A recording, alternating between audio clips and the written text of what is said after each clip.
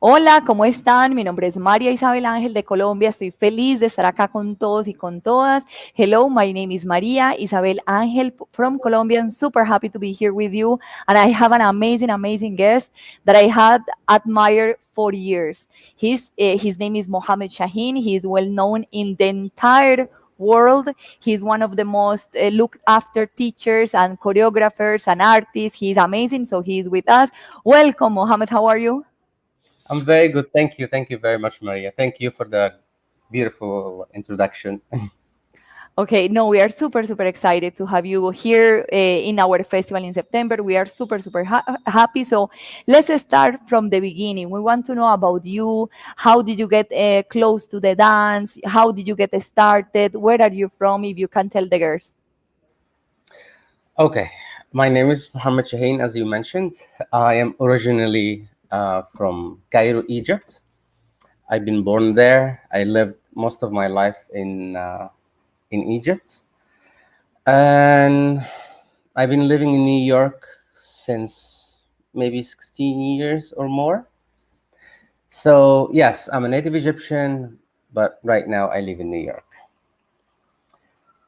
Super. And you organize one of the biggest festivals in the world right now, which is an amazing festival with top of the teachers. So how is that festival? Why did you have this amazing idea of doing this festival? Why the teachers that you have? Tell us a little bit about this Racks of Course festival. Okay, I do organize actually two festivals, uh, Yes. one in New York and one in Mm-hmm. Egypt. Egypt, as Yes. you mentioned, Rocks, of course, and in New York is New York, Cairo. Both are very close to my heart. So both I do it with all the passion and all the love of the dance and all the love of improving the dance and spread out the Egyptian dance and Egyptian culture. So it's because my love of the dance, I I produced the festivals.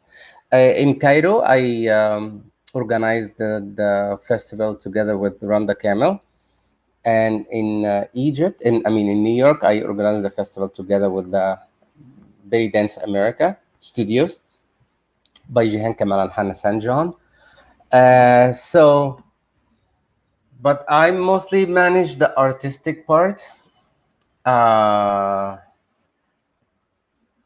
I love doing that. I love making people happy. I love spreading out the Egyptian dance and Egyptian culture. And everything I do in my life, I like to do it with the best quality possible. So I try to organize it with the best teacher the market can offer, with the best quality of the organization, the best quality of the teaching. People in my festivals, they come to dance, to have fun, to do and see and dance like they never done before. I'm trying my best to Exactly, have. and it is always a super fantastic experience. It's well organized. I have been there several times. It's well organized. It's on time. The location is beautiful. For example, in Egypt, I have been in your festival. The location is beautiful. The teachers, the vendors, the shows, the orchestras, everything is just like Yeah, an experience.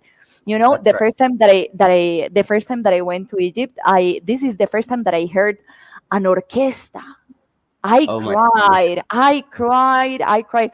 It's like all my hair was like this, and I couldn't keep my tears in my body. I was like super emotion, like how can I say, like yeah, full of emotions. I remember that it was, I don't know if it was Dina in the stage or Randa, but I just, oh my God, when I heard that music, so many instruments in the stage, every Yeah, drummer just playing hard, I, oh my God, I was like in shock, because this was like 20 years ago, 15 years ago. We didn't have this in Colombia. yeah. So Egypt is very unique. You can yeah. you actually, I tell all my students all around the world, if you have never been in Egypt, so you are missing a lot, because Yes. one little experience in a festival in Egypt, it can change your idea, the whole idea about the dance, about the music. It's totally changes your idea. So if you never been in Egypt, then and you are a dancer, then you are missing a lot. You can have anybody has to go to Egypt to experience what you just said and what you just experienced. Exactly. And it's a week, a full week of classes, a class after class competition, open stage is like, and you go to also, and you see the social life and you see the culture, you eat the food, you go to concerts, you move around the city. It's like you start to understand more from where it comes, and the That's right. gestures. I just love And it. I just love it. the air, the people, the regular people in the street, the taxi that you are taking, a lot of things that you experience that you will never, ever, ever experience somewhere else but Egypt. Exactly. So talking about the dance in Egypt. So many girls, for example, here in Latin America, they have this question about how is the social dance? If men dance socially or not, if women dance socially, and what is proper, what is not proper for normal people in social gatherings. If you can just like take us to your memories and your experiences because you live between Cairo and New York and of course the entire world. So can you just share with us your experience there? Look, Egyptian people in general are very happy people. They love to dance. They love music. They are like Latinos, like you hear the music and you start moving immediately. Uh, Everybody, look, we grow up on the Egyptian music or the Arabic music. We grow up on dancing. On You see it home, you see it on the TV, you see it in the street, you see it on a taxi, play music, and you even can move in a taxi. You hear it and you see it everywhere in Egypt. I would say everybody in Egypt dancing. I'm not talking about professionally, but they Mhm. move on the music. We cannot hear a music and you stand still. You will see everybody moving on the music. You play music anywhere and you see people will move. Doesn't matter, man, woman, young, children, old, everybody moving the music. Man and woman are dancing. But the difference here, men in the Arab world or in Egypt, I will talk about Egypt. Originally, they do not perform as a belly dancers. Okay, they can dance in the wedding parties, in a birthday parties, anything. They can stand up and just dance. And some men, which are not dancers, they got great hips, great moves, beautiful, but they are not dancers. So the dance in Egypt mostly, or it used to be only for women, women who are professionally dancing, who are professionally hired to be danced. Men, no. I'm not talking, of course, about the past few years. The men start performing, but this is how it used to be. The dance is performed in clubs, in wedding parties, in stuff like that, performed by women. So, uh, and this is very, very important for you guys to know that Egyptian people, when we are dancing, we are not dancing for no reason. We are dancing to celebrate something, celebrate weddings, celebrate happiness, celebrate love. We never dance because we're sad. We never dance because we are feeling something. We dance for happiness. Any kind of happiness makes us dance. So that's why all the music you hear about Egyptian culture, about Egyptian music, is happy. But of course, there are a lot of music, that sad music, that you don't hear it. We have a lot of beautiful other music that not connected to dance. So we are happy people. We love to dance. We like to dance. We grow up on this kind of music. We see it on our TV. We see it in the street every day. So this is how everybody dances in Egypt, no matter who. You can see four 4 years old kid moving on the music. So it's just, I think it's just in blood. Exactly Exactly. like Latinos. Exactly like Latinos. Exactly. We cannot keep still if we are hearing or salsa or merengue or Yeah. something like very alive, like we have to dance. Yeah, we are Yeah. a dance culture also. Yeah.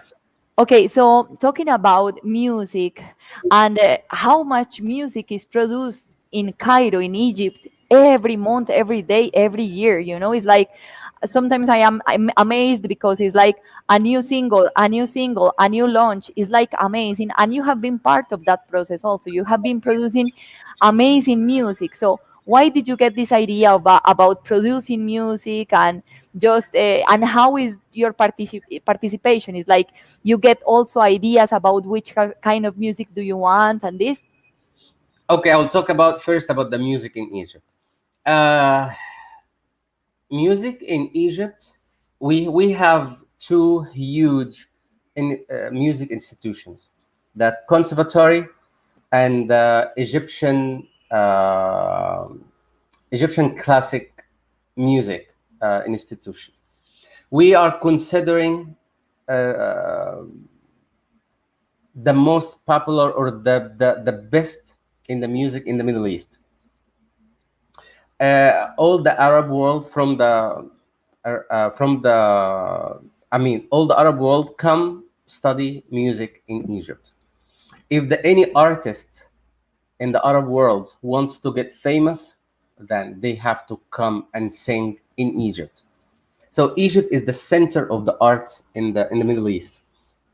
This is how about music in Egypt. We produce a lot of music. We have a lot of musicians, a lot of great artists, a lot of great singers. So that's why you hear a lot of music in Egypt. So about Hmm. me producing music, I got the idea about 8 years ago. I love music even before the dance. I love music. Music has a lot to do of my regular day life. Music can uplift my soul. Music can make me sad. Music can make me cry. Music can make me very happy. And I feel every little instrument with its feeling. So once I was, I got the idea for first album I did. I got the idea of making one song. Starts with one song, because I used to teach and perform on other people's music for many years. But at the end, I said, you know what? Why don't I start producing my own music? So I tried with the first music I produced. I fell in love with the process of making music, of the artist who you meet every day in the studio, talking about ideas, talking about art, talking about music. It makes you a totally different person. Every time I go to the studio, it's like a different world for me. It's outside of the whole world. If I am sad, if I have the biggest problem in my life, the minute I get to the music studio, I am the happiest person. I forget everything around me, all the problems, all the drama I have in my life. It just And from there I started to continue. I never stopped since the first music up until now. I finished studio. I finished one album. I start with the new album immediately. I love the idea of making music. I love the process of creating music. Like I love to sit with the composer and the studio who I work with, and we sit together, create ideas, create melodies. I have a crew, like a little group, who I work with all the time. So we've been making this music together all the time. It's the best time of my life, actually. And I also made a video about how I produce music in the studio. I can send it to you. It's really, really good.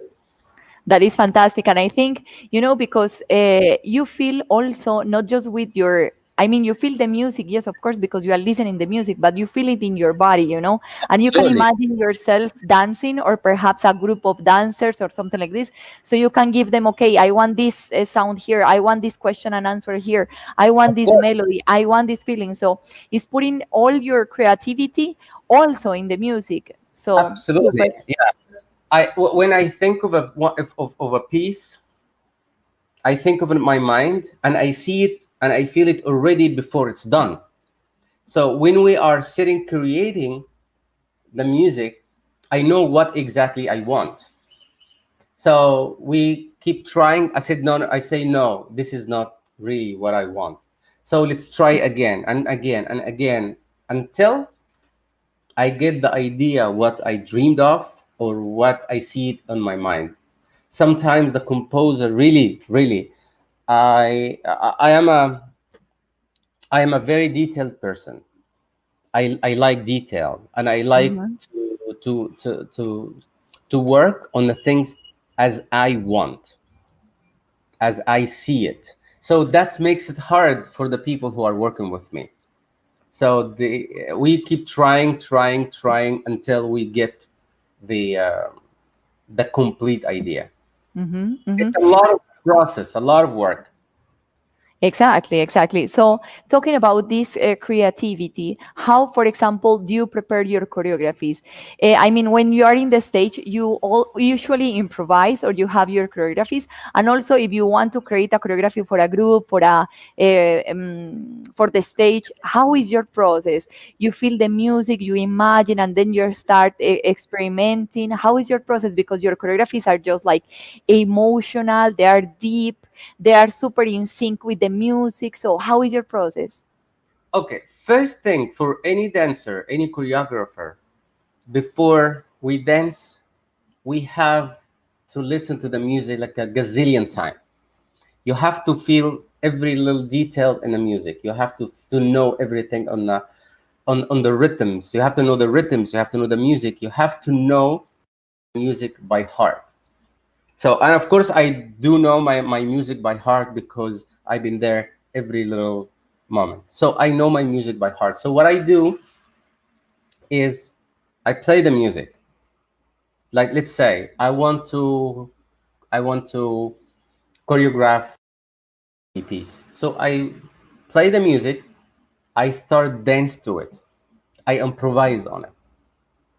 I improvise and improvise until I get the best section or the best movement or the best combination on the music. Then I learn it, I memorize it, and then the next section I dance until I improvise. So it comes that my choreography in the beginning comes from an improvisation part. It's not like, okay, I want to do 1, 2, 3, 4, 5, 6, 7, 8. No, I play the music and I dance. I said, okay, I like that. I keep it. I memorize it. And I go to the other section. I dance, I improvise, totally improvisation. And then I memorize it. And this is how it goes, the choreography. It's a choreography, but it comes from the improvisation. This is how I choreograph. Exactly. And how do you keep yourself innovating all the time? Because I have taken many of your classes, of course, and it's like every time is something different.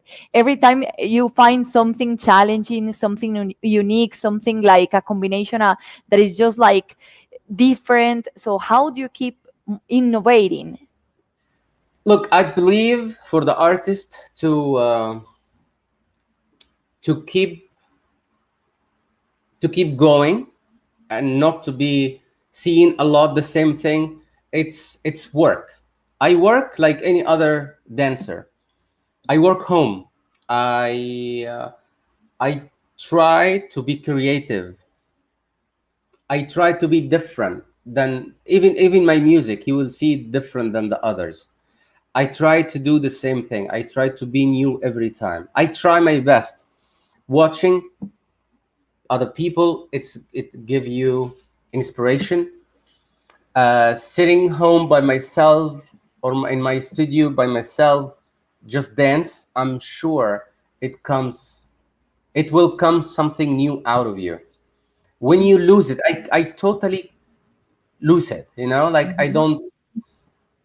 I don't think I want to do something new. Sometimes I just get up, have my coffee, and I start dance.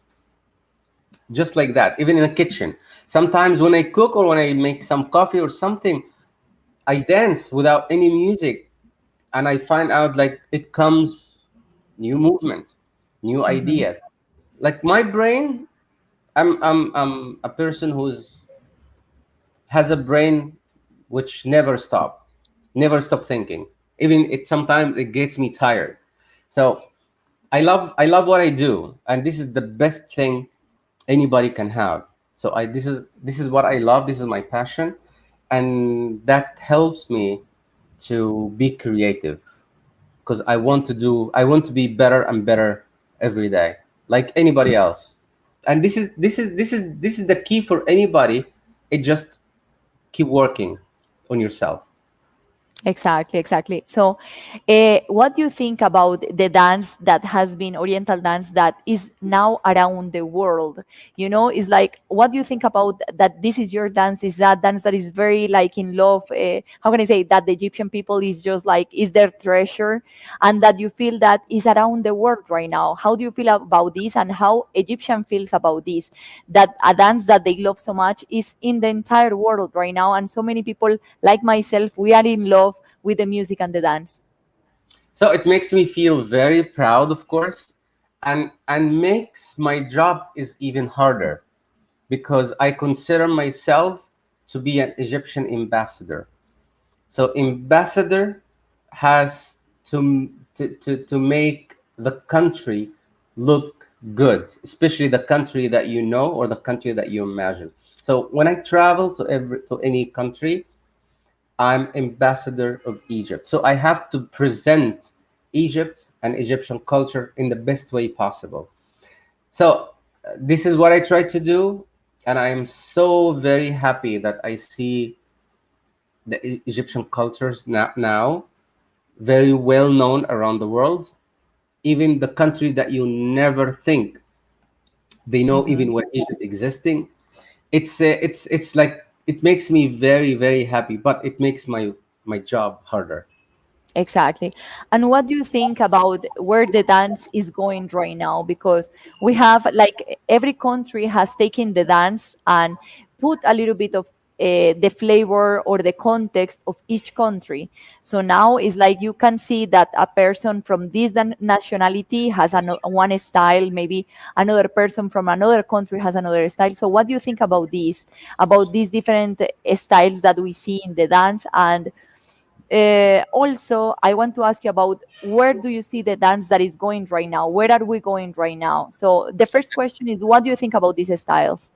Okay, dance in general is art, and everybody or everyone or every country they are they are they are allowed to have creativity. They are allowed to see the dance the way they want to see or they want to do. But we are just talking about Egyptian style or Egyptian dance. I'm not gonna call it Egyptian style, Egyptian dance. uh, I like Egyptian dance the way it is, so I will be dancing Egyptian dance the way it is. Some people like to put some flavor. That's fine. A lot of Argentinian they change the dance a little, but a lot of Argentinian they love the Egyptian dance the way it is. Russia is the Mhm. same. so many different countries are the same. That doesn't mean or doesn't take the Egyptian dance away. The Egyptian dance is existing and it will remain. And it doesn't matter if some other group of people they changed a little, but they have the right to be creative the way they see it. But let's say you like to have the Egyptian dance the way it is, then you study the Egyptian dance. You want to have, like, let's call it modern dance. Then you go and study this kind of dance. But we all know Egyptian dance is the Egyptian dance. Like if you want to study baladi, for example, baladi is the thing cannot be fused, for example, cannot be, because this it's considering Egyptian people, and baladi it's only in Egypt. So when I see baladi in an Egyptian in a different style, so that's when I say no, you cannot do that. Uh-huh. If you want to do that, so get away or far from the word baladi. So Exactly. do whatever you want, but when you say baladi, then you're gonna have to remain baladi. Mm-hmm. Baladi, I mean, music wise, because baladi is very particular in the dance and in music, because we are just imitating the Egyptian women industry. This is how the baladi is. So I can't imitate the Colombian women street while I'm dancing baladi. It just doesn't work. So with the Oriental, so there are so many different style of Oriental. We have the Egyptian style, American cabaret style, Lebanese style, Turkish style, Greek style, Argentinian style, Russian style, whatever style, because this is open market, open dance. You do whatever you want to do with it. But when it comes to the local dance of specific people, then you cannot play with that. When I see Saidi, for Mm-hmm. example, Exactly. different than Saidi, so this is wrong. So Exactly. that's about the dance and what I feel about the dance. Be creative is good. I will always say be creative is very good and needed, but do not lose the base of the dance, the core of the dance, the source of the dance, the basic movement, basic feeling. We are, even Egyptians are all different styles. We are all, you will not see two people dancing the same, Exactly. but we all agree on the interpretation of the music and the feeling of the dance, the feeling of the music while you are dancing. So we are all agreed on that. But we are different style. So it can have different style. But I will tell people just to go with the music. Don't be Exactly. too loud, too aggressive. Mm-hmm. Dance, Egyptian dance, totally non-aggressive. We don't have like very crazy move in the Egyptian dance. So that's about the dance. About what I feel, where the dance is going. Yes. Uh, Everything's changed with time. Like even the words changing, even the way people speak changing during the years, the music changing during the years. Everything gets faster and faster, and of course, dance would also changing during the years. The music changing during the years. So what I would say, if you are talking about the fashion, what comes out these past few years, it's a fashion. It doesn't Yeah. mean at all it will take the original dance away.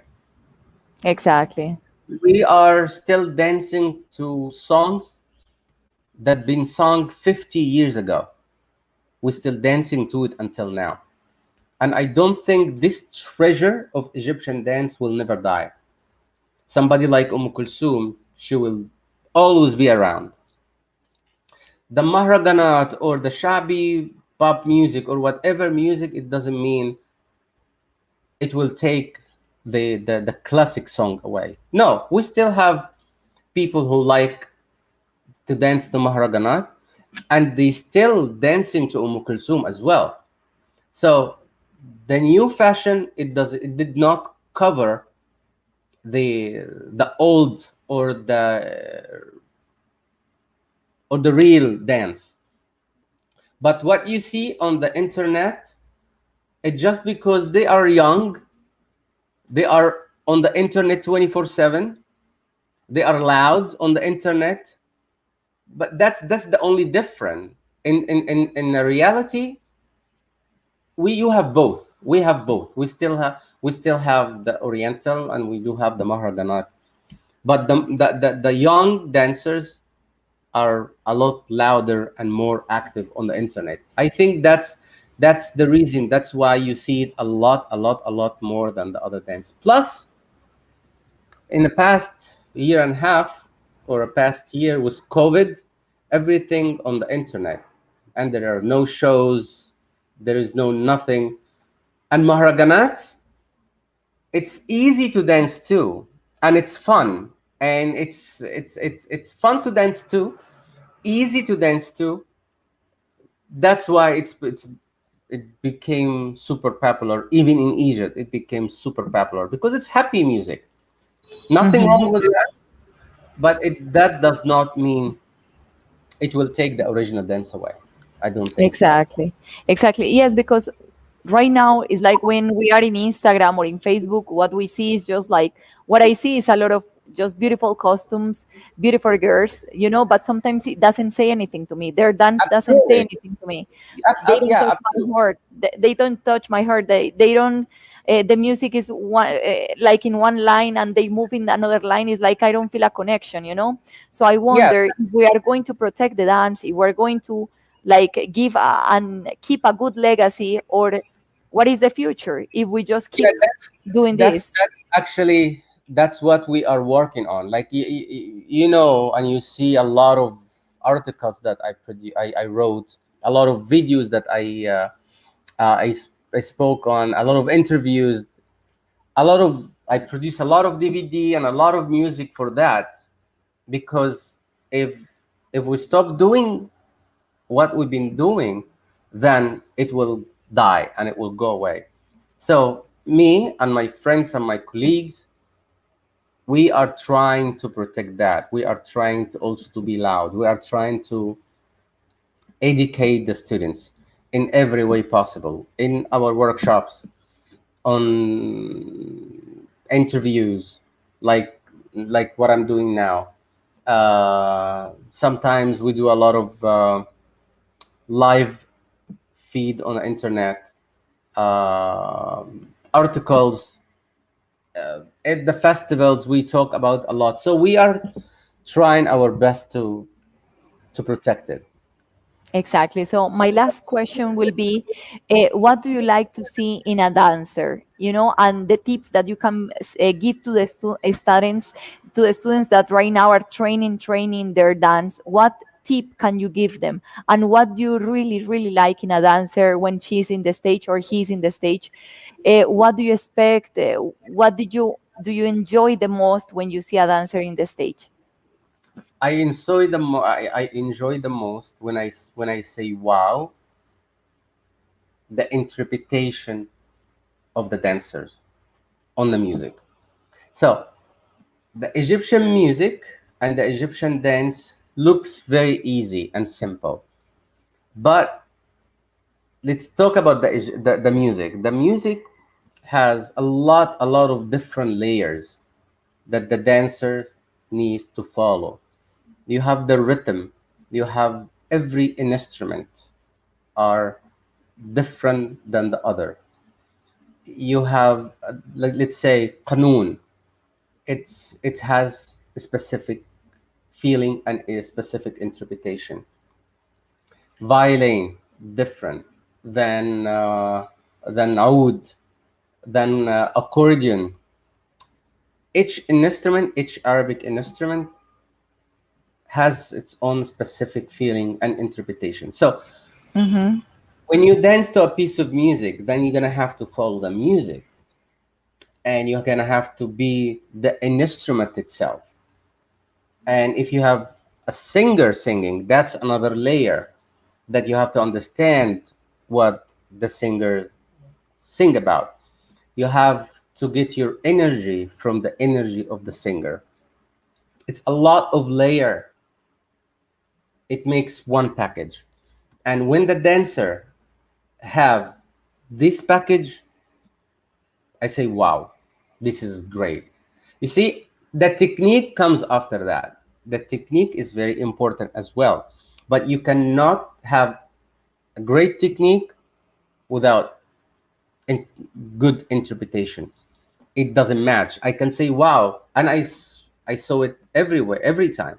Like this dancer, it's a great technique, but she doesn't know what she's doing. Exactly. You And know?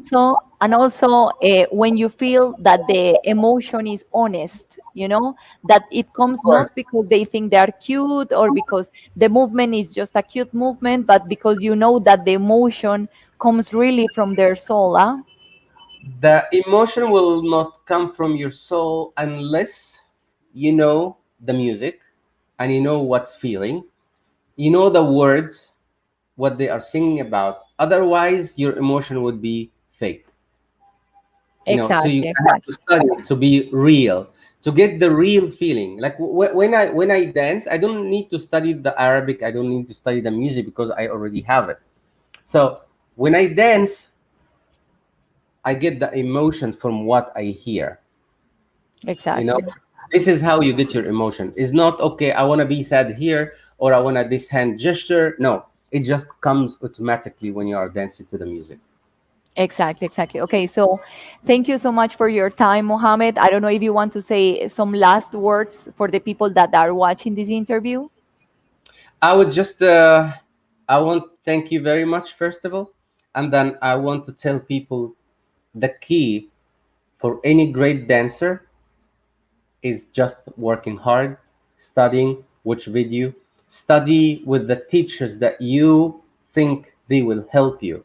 Not don't study with any teacher because they are teachers. No, study with the people or with the teachers that you believe of them, that you believe they will help you. Don't waste your time with teachers that you don't think they are qualified enough. And work hard. This is the key for any dancer.